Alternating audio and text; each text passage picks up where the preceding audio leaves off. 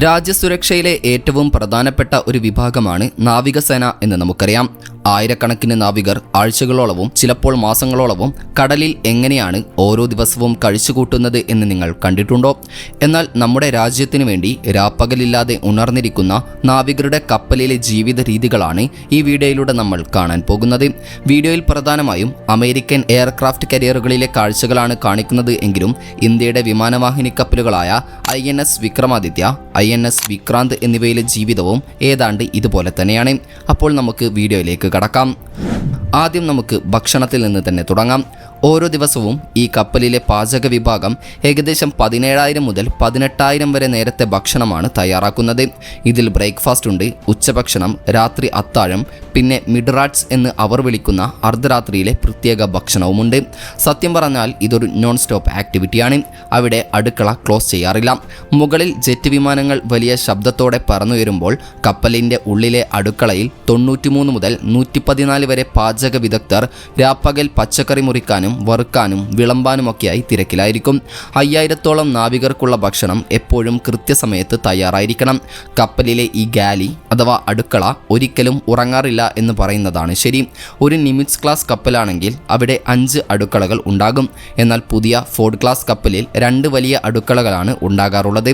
കപ്പലിലെ സാധാരണ നാവികർ ഭക്ഷണം കഴിക്കുന്ന വലിയ മെസ് ഡെക്കുകൾ മുതൽ ഓഫീസർമാർക്ക് മാത്രമായുള്ള ചെറിയ വാർഡ്റൂമുകൾ വരെ അവിടെ കാണാം. ഭക്ഷണം വിളമ്പുന്നതിൽ ഒരു തടസ്സവും ഉണ്ടാകാതിരിക്കാൻ ഓരോ സ്ഥലത്തും വളരെ കർശനമായ സമയക്രമമാണ് അവർ പാലിക്കുന്നത്. ഒരു ദിവസം മാത്രം ഈ അടുക്കളയിൽ 1600 പൗണ്ട് ചിക്കൻ, 160 ഗാലൺ പാൽ, 30 കേസ് ധാന്യങ്ങൾ, പിന്നെ 100 കണക്കിന് പൗണ്ട് ഇലക്കറികളും ഉരുളക്കിഴങ്ങുമൊക്കെയാണ് ഉപയോഗിക്കുന്നത്. ഇവിടുത്തെ പാചകക്കാർ ഷിഫ്റ്റുകൾ അടിസ്ഥാനത്തിലാണ് ജോലി ചെയ്യുന്നത്. ഒരു ടീം രാവിലത്തെ ഭക്ഷണം തയ്യാറാക്കുമ്പോൾ മറ്റൊരു ടീം രാത്രിയിലെ പാത്രങ്ങളും മറ്റും വൃത്തിയാക്കുന്ന തിരക്കിലായിരിക്കും. ഇതിനിടയിൽ മൂന്നാമതൊരു ടീം ഉച്ചഭക്ഷണത്തിനുള്ള തയ്യാറെടുപ്പുകൾ തുടങ്ങിക്കാണും. രാത്രിയിലെ അത്താഴം കഴിയുമ്പോഴേക്കും അടുത്തതായി മിഡ്റാറ്റ്സിൻ്റെ സമയമാകും. രാത്രി ഷിഫ്റ്റിൽ ജോലി ചെയ്യുന്ന നാവികർക്ക് വേണ്ടിയുള്ള പ്രത്യേക ഭക്ഷണമാണിത്. കപ്പലിലെ സാധാരണ നാവികരെ സംബന്ധിച്ചിടത്തോളം ഭക്ഷണം എന്നത് വളരെ വേഗത്തിൽ തീർക്കേണ്ട ഒരു കാര്യമാണ്. അവിടെ വലിയ ക്യൂ നിൽക്കണം. മെറ്റൽ ട്രേകളിൽ വിളമ്പുന്ന ഭക്ഷണം സ്വയം എടുത്തുപോയി കഴിക്കണം. അതാണ് അവിടുത്തെ രീതി. വേഗത്തിൽ ഭക്ഷണം എടുക്കണം. കൂടെയുള്ളവരോട് ഒന്ന് ജസ്റ്റ് സംസാരിച്ച് പിന്നെ ഒട്ടും സമയം കളയാതെ വേഗത്തിൽ കഴിച്ച് അവിടുന്ന് എഴുന്നേൽക്കണം. അടുത്ത ബാച്ച് ആളുകൾക്ക് സ്ഥലം കൊടുക്കേണ്ടത് കൊണ്ട് മിക്കവർക്കും കഴിക്കാൻ വെറും 20-30 മിനിറ്റ് മാത്രമേ സമയം ലഭിക്കാറുള്ളൂ. അതേസമയം കപ്പലിലെ ഉയർന്ന റാങ്കുള്ളവർക്കും ചീഫ് ഓഫീസർമാർക്കും കുറച്ചുകൂടി സൗകര്യമുള്ള സ്ഥലങ്ങളിൽ ഇരുന്ന് ഭക്ഷണം കഴിക്കാം. അവർക്ക് കിട്ടുന്ന ഭക്ഷണവും മറ്റുള്ളവരുടേതിന് സമാനമാണെങ്കിലും കുറച്ചുകൂടി വെറൈറ്റികളും നല്ല രീതിയിലുള്ള സെർവിങ്ങും അവർക്ക് ലഭിക്കാറുണ്ട്. ഓഫീസർമാരുടെ ഡൈനിങ് റൂമായ വാർഡ്റൂമിൽ നോക്കിയാൽ സ്റ്റോക്കുള്ള സമയമാണെങ്കിൽ നല്ല സ്റ്റീക്കുകളും പഴവർഗ്ഗങ്ങളുമൊക്കെ കാണാൻ സാധിക്കും. എന്നാൽ വർഷത്തിലൊരിക്കൽ വരുന്ന താങ്ക്സ് ഗിവിംഗ് അല്ലെങ്കിൽ ക്രിസ്മസ് പോലുള്ള ആഘോഷ ദിവസങ്ങളിൽ കപ്പലിൽ ഒരു വലിയ മാറ്റം വരും. അന്ന് കപ്പലിലെ വലിയ ഓഫീസർമാരും നേതാക്കളുമൊക്കെ ഏപ്രൺ അണിഞ്ഞ് അടുക്കളയിൽ വരും. എന്നിട്ട് അവർ താഴെ തട്ടിലുള്ള നാവികർക്ക് ഭക്ഷണം വിളമ്പും.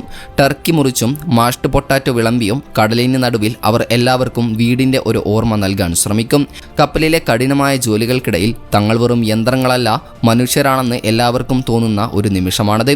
ഭക്ഷണം കഴിഞ്ഞാൽ പിന്നെ ഏറ്റവും അത്യാവശ്യം വേണ്ടത് വെള്ളമാണ്. കടലിന് നടുവിൽ ഉപ്പുവെള്ളത്താൽ ചുറ്റപ്പെട്ടതാണെങ്കിലും കുടിക്കാൻ ഒരു തുള്ളി വെള്ളം കിട്ടുക എന്നത് അവിടെ വലിയ കാര്യമാണ്. ഒരു വിമാനവാഹിനി കപ്പൽ വെള്ളത്തിനായി ഒരിക്കലും കരയെ ആശ്രയിക്കാറില്ല. പകരം അവർ സ്വന്തമായി വെള്ളമുണ്ടാക്കും. കപ്പലിൻ്റെ ഏറ്റവും താഴെയായി കടൽ വെള്ളത്തിലെ ഉപ്പ് നീക്കം ചെയ്യുന്ന വലിയ മെഷീനുകൾ രാപ്പകൽ പ്രവർത്തിക്കുന്നുണ്ടാകും. ഓരോ ദിവസവും ഏകദേശം 4 ലക്ഷം ഗാലൻ വെള്ളം ഇങ്ങനെ ശുദ്ധീകരിക്കുന്നുണ്ട്. അതിൽ പകുതിയും നാവികർക്ക് ഉപയോഗിക്കാനുള്ളതാണ്. ഒരു വലിയ ഒളിമ്പിക് നീന്തൽക്കുളത്തിൻ്റെ പകുതിയോളം നിറയ്ക്കാൻ ഈ വെള്ളം മതിയാകും. ഈ വെള്ളം കൊണ്ടാണ് കപ്പലിലെ സകല കാര്യങ്ങളും നടക്കുന്നത്. അത് പാചകത്തിനായാലും കുടിക്കാനോ കുളിക്കാനോ തുണി കഴുകാനോ എന്തിന് മെഷീനുകൾ തണുപ്പിക്കാനോ വരെ ഈ വെള്ളം വേണം. ഇത്രയും വെള്ളം ഉണ്ടെങ്കിലും അത് വളരെ സൂക്ഷിച്ച് മാത്രമേ ഉപയോഗിക്കാവൂ എന്ന് ഓരോ നാവികനും അറിയാം. കാരണം വെള്ളം ശുദ്ധീകരിക്കുന്ന മെഷീൻ കേടായാലോ മറ്റോ വെള്ളത്തിൻ്റെ ഉപയോഗം പെട്ടെന്ന് കുറയ്ക്കേണ്ടി വരും. ചില സമയങ്ങളിൽ മെഷീൻ കേടായാൽ ദിവസങ്ങളോളം വെള്ളത്തിന് കർശനമായ നിയന്ത്രണം ഏർപ്പെടുത്താറുണ്ട്. അങ്ങനെയുള്ളപ്പോൾ കുളിക്കുന്ന സമയം കുറയ്ക്കേണ്ടി വരും. കാപ്പി ഉണ്ടാക്കുന്ന മെഷീനുകൾ പോലും ഓഫ് ചെയ്യും. ഓരോ നാവികനും ആ ബുദ്ധിമുട്ട് ശരിക്കും അറിയാം. കാരണം അവിടെ വെള്ളമില്ലാതെ മുന്നോട്ടു പോകാൻ കഴിയില്ല. അവിടെയാണ് നേവി ഷവർ എന്ന വിദ്യ അവർ പ്രയോഗിക്കുന്നത്. എല്ലാ നാവികരും നിർബന്ധമായും അറിഞ്ഞിരിക്കേണ്ട ഒരു രീതിയാണിത്. ആദ്യം വെള്ളമൊന്ന് തുറന്ന് ശരീരം നനയ്ക്കുക, ഉടനെ വെള്ളം ഓഫ് ചെയ്യുക. എന്നിട്ട് സോപ്പ് തേച്ചൊക്കെ കഴിഞ്ഞ് വെള്ളം തുറന്ന് പെട്ടെന്ന് കഴുകി നിർത്തണം. ചുരുക്കത്തിൽ പറഞ്ഞാൽ 2 മിനിറ്റിൽ താഴെ സമയം കൊണ്ട് കുളി തീർക്കണം. നാവികർ താമസിക്കുന്ന സ്ഥലത്തിന് അടുത്തായിരിക്കും ഈ കുളിമുറികൾ. അവിടെ പ്ലാസ്റ്റിക് കർട്ടനുകൾ ഇട്ട ചെറിയ ഷവർ സ്റ്റാളുകൾ മാത്രമേ ഉണ്ടാകും. അവിടെ എപ്പോഴും ചൂടും ബഹളവും ഒക്കെ ആയിരിക്കും. തനിച്ചിരിക്കാൻ ഒരു സ്വകാര്യതയും ലഭിക്കില്ല. അടുത്ത ഷിഫ്റ്റ് വരുന്നത് കൊണ്ട് ടാങ്കിലെ വെള്ളം തീരുന്നതിന് മുൻപ് കുളിക്കാൻ എല്ലാവരും ഓടി നടക്കുന്നത് അവിടെ ഒരു സ്ഥിരം കാഴ്ചയാണത്രേ. കുളിക്കുന്നതിനിടയിൽ എങ്ങാനും അലാറം മുഴങ്ങിയാൽ പിന്നെ ഒന്നും നോക്കാനില്ല. സോപ്പ് വെള്ളത്തോടെയാണെങ്കിലും ടവലുമെടുത്ത് ജോലി സ്ഥലത്തേക്ക് ഓടണം. ഓരോ തുള്ളി വെള്ളവും അത്രമേൽ വിലപ്പെട്ടതാണ്. കാരണം ഈ കപ്പലിൽ വെള്ളമെന്നത് സുഖ സൗകര്യമല്ല, അത് അതിജീവനമാണ്. അടുത്തത് എല്ലാവരും അറിയാൻ ആഗ്രഹിക്കുന്ന ഉറക്കത്തിൻ്റെ കാര്യമാണ്. കഠിനമായ ജോലി കഴിഞ്ഞ് കുറച്ച് സമയം കിട്ടുമ്പോൾ നാവികർ പോകുന്നത് തങ്ങളുടെ ബർത്തിങ് കമ്പാർട്ട്മെൻറ്റുകളിലേക്കാണ്. കടലിലെ അവരുടെ വീട് ഇതാണെന്ന് പറയാം. ലോഹം കൊണ്ടുണ്ടാക്കിയ ഇടുങ്ങിയ ഇടനാഴികളിൽ 3 തട്ടുകളായി ബെഡുകൾ അടുക്കി വെച്ചിരിക്കുന്നത് കാണാം. ഈ ബെഡുകൾ അഥവാ റാക്കുകൾ എന്ന് പറയുന്നത് വളരെ ചെറുതാണ്. കിടന്നു കഴിഞ്ഞാൽ തലയ്ക്ക് മുകളിൽ 1/2 മീറ്റർ സ്ഥലം പോലും ഉണ്ടാവാറില്ലത്രേ. അവിടെ നിവർന്നിരിക്കാനും കഴിയില്ല, വെറുതെ കിടക്കാം എന്ന് മാത്രം. കർട്ടൻ വലിച്ചിട്ട് ആ ബഹളത്തിനിടയിൽ എങ്ങനെയെങ്കിലും ഒന്ന് ഉറങ്ങാൻ അവർ ശ്രമിക്കും. ബെഡിന് താഴെയുള്ള ചെറിയ സ്ഥലത്താണ് അവരുടെ ആകെയുള്ള സമ്പാദ്യം. വീട്ടിൽ നിന്നുള്ള കത്തുകൾ, ചെറിയ സ്നാക്കുകൾ, ഫോട്ടോകൾ എന്നിവയൊക്കെ അവിടെ സൂക്ഷിക്കും. തൊട്ടടുത്ത് തന്നെ അവരുടെ യൂണിഫോം വെക്കാൻ ഒരു ചെറിയ ലോക്കറും ഉണ്ടാകും. ഒരാൾ ഉറങ്ങുമ്പോൾ മറ്റൊരാൾ ജോലി കഴിഞ്ഞ് വരുന്നുണ്ടാകും. വേറൊരാൾ ജോലിക്ക് പോകാൻ റെഡിയാകുന്നുണ്ടാകും. ക്ഷീണം കാരണം നാവികർ പലപ്പോഴും വിചിത്രമായ രീതിയിൽ ഉറങ്ങിപ്പോകാറുണ്ട്.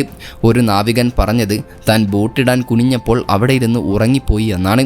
അത്രത്തോളം തളർച്ച അവർക്കുണ്ടാകും. എപ്പോഴും എഞ്ചിനുകളുടെ ശബ്ദവും പൈപ്പുകളിലെ ഇരമ്പലും കപ്പലിലെ അനൗൺസ്മെൻറ്റുകളും ഒക്കെ അവിടെ കേൾക്കാം. രാത്രിയിൽ കണ്ണിന് ആശ്വാസം നൽകാൻ ചുവന്ന ലൈറ്റുകളാണ് അവർ ഉപയോഗിക്കുന്നത്. റാങ്കിനനുസരിച്ച് ഉറങ്ങുന്ന സ്ഥലങ്ങളിലും മാറ്റമുണ്ടാകും. സാധാരണ നാവികർ 60ഓളം പേരുള്ള വലിയ മുറികളിലാണ് കിടക്കുന്നത്. അല്പം കൂടി ഉയർന്ന ഉദ്യോഗസ്ഥർക്ക് 8 പേരുള്ള മുറികൾ ലഭിക്കും. വലിയ ഓഫീസർമാർക്ക് 4 പേർക്കുള്ള മുറികളും സ്വന്തമായി ഒരു ചെറിയ മേശയുമൊക്കെ കിട്ടുമായിരിക്കും. കപ്പലിലെ ഏറ്റവും വലിയ ആളുകളായ ക്യാപ്റ്റനും എക്സോക്കും സ്വന്തമായി മുറികളുണ്ടാകും. എങ്കിലും റാങ്ക് എന്തുതന്നെയായാലും ഉറങ്ങാൻ പോകുന്ന രീതി ഏകദേശം ഒന്നു തന്നെയാണ്. ബെഡിലേക്ക് കയറുക, കർട്ടൻ വലിച്ചിടുക, പുറത്തെ ബഹളം മറന്ന് ഉറങ്ങാൻ ശ്രമിക്കുക. കാരണം ഈ കപ്പലിൽ വിശ്രമം എന്നത് വളരെ കുറച്ച് മാത്രമേ ലഭിക്കുകയുള്ളൂ. ഭക്ഷണം കഴിക്കുക, കുളിക്കുക, ജോലി ചെയ്യുക, ഇതൊരു ലൂപ്പ് പോലെ ആവർത്തിച്ചു കൊണ്ടിരിക്കും. ഉറക്കമില്ലാത്ത ഈ യുദ്ധക്കപ്പലിൻ്റെ താളം ഇതാണ്. കരയിലെ പോലെ ശനിയാഴ്ചയോ ഞായറാഴ്ചയോ ഒന്നും ഇവിടെയില്ല. കപ്പൽ എപ്പോഴും ഓടിക്കൊണ്ടിരിക്കും. നാവികരും അതുപോലെ തന്നെ. ഓരോരുത്തർക്കും ഓരോ ഷിഫ്റ്റുകൾ ഉണ്ടാകും. ആ സമയത്ത് അവർ കൃത്യമായി ജോലിയിൽ ഉണ്ടായിരിക്കണം. ചിലപ്പോൾ 6 മണിക്കൂർ ജോലി, 12 മണിക്കൂർ ഓഫ്, അല്ലെങ്കിൽ 4 മണിക്കൂർ ജോലി, 8 മണിക്കൂർ ഓഫ് എന്നിങ്ങനെയായിരിക്കും സമയം. ഇത് കേൾക്കുമ്പോൾ നല്ലതാണെന്ന് തോന്നുമെങ്കിലും ആ ഓഫ് ടൈം മുഴുവൻ വിശ്രമിക്കാൻ കഴിയില്ല. ആ സമയത്താണ് ഭക്ഷണം കഴിക്കേണ്ടതും കുളിക്കേണ്ടതും തുണി അലക്കേണ്ടതും മീറ്റിങ്ങുകളിൽ പങ്കെടുക്കേണ്ടതുമൊക്കെ. ചിലർക്ക് രാത്രി 12 മണിക്കായിരിക്കും ബ്രേക്ക്ഫാസ്റ്റ് കഴിക്കേണ്ടി വരുന്നത്. കപ്പലിനുള്ളിൽ കഴിയുമ്പോൾ സമയം എത്രയായി എന്ന് പോലും അവർ മറന്നുപോകും. പുറം ലോകവുമായി വലിയ ബന്ധമില്ല. കപ്പലിൻ്റെ ഓരോ ഭാഗത്തും ഓരോരോ ജോലികൾ നടക്കുന്നുണ്ടാകും. ഇതൊരു വലിയ യന്ത്രം പോലെയാണ്. ഓരോ നാവികനും അതിലെ ഓരോ ചെറിയ ഭാഗങ്ങളാണ്. ക്ഷീണമുണ്ടെങ്കിലും ഡിസിപ്ലിന് അവിടെ വലിയ സ്ഥാനമാണുള്ളത്. ഇവിടെ കിട്ടുന്ന ഒരു ചെറിയ ഇടവേളയിലും മയങ്ങാൻ നാവികർ പഠിച്ചിരിക്കും. കാപ്പിയും എനർജി ഡ്രിങ്കുകളും അവർക്ക് ഒഴിച്ചുകൂടാനാവാത്ത കാര്യമാണ്. തങ്ങൾ ചെയ്യുന്ന ഈ ചെറിയ ജോലികളാണ് കപ്പലിൻ്റെ വലിയ ദൗത്യങ്ങൾ ചെയ്യാൻ സഹായിക്കുന്നത് എന്ന ബോധം അവർക്കുണ്ട്. ബഹളങ്ങൾക്കിടയിലും സാധാരണ ജീവിതത്തിലെ കാര്യങ്ങൾ അവർക്ക് ചെയ്യേണ്ടതുണ്ട്. ശരീരശുദ്ധി പാലിക്കുക എന്നത് അവിടെ പ്രധാനമാണ്. കപ്പൽ വൃത്തിയാക്കി വെക്കുക എന്നത് എല്ലാവരുടെയും കടമയാണ്. ഫീൽഡ് ഡേ എന്ന് അവർ വിളിക്കുന്ന ദിവസം കപ്പലിലെ എല്ലാ മൂലകളും അവർ തേച്ചുമിനുക്കി വൃത്തിയാക്കും. ഇതൊരു വലിയ ജോലിയാണെങ്കിലും കപ്പലിൽ അസുഖങ്ങൾ വരാതിരിക്കാൻ ഇത് നിർബന്ധമാണ്. യുദ്ധത്തിന് വേണ്ടിയുള്ള സ്ഥലമാണെങ്കിലും അവിടെ വിനോദങ്ങൾക്കും ചെറിയ സ്ഥാനമൊക്കെയുണ്ട്. ചെറിയ ജിമ്മുകൾ, TV കാണാനുള്ള സ്ഥലങ്ങൾ, ഗെയിം കളിക്കാനുള്ള സൗകര്യങ്ങൾ എന്നിവ കപ്പലിൽ ഉണ്ടാകും. ഇൻ്റർനെറ്റ് സൗകര്യം വളരെ കുറവായിരിക്കും. ചിലപ്പോൾ ഇമെയിൽ അയക്കാൻ പോലും കഴിഞ്ഞെന്ന് വരില്ല. വീട്ടിൽ നിന്നുള്ള കത്തുകളും സന്ദേശങ്ങളുമാണ് അവരുടെ ഏറ്റവും വലിയ സന്തോഷം. ഇടയ്ക്ക് ഫ്ലൈറ്റ് ഡെക്കിൽ സ്റ്റീൽ ബീച്ച് പിക്നിക് നടത്താറുണ്ട്. അന്ന് അവർക്ക് പാട്ടുപാടാനും ഭക്ഷണം കഴിക്കാനുമൊക്കെ അവസരം ലഭിക്കാറുമുണ്ട്. ഇത്തരം ചെറിയ സന്തോഷങ്ങളാണ് കടൽ ജീവിതത്തിലെ അവരുടെ ആശ്വാസങ്ങൾ. ചുരുക്കത്തിൽ പറഞ്ഞാൽ ഒരു വിമാനവാഹിനി കപ്പലിലെ ജീവിതം എന്ന് പറയുന്നത് ഭക്ഷണം, കുളി, ഉറക്കം, ജോലി എന്ന ഒരു ലൂപ്പാണ്. അതൊരു വലിയ ടീം വർക്കിൻ്റെ ഫലവുമാണ്.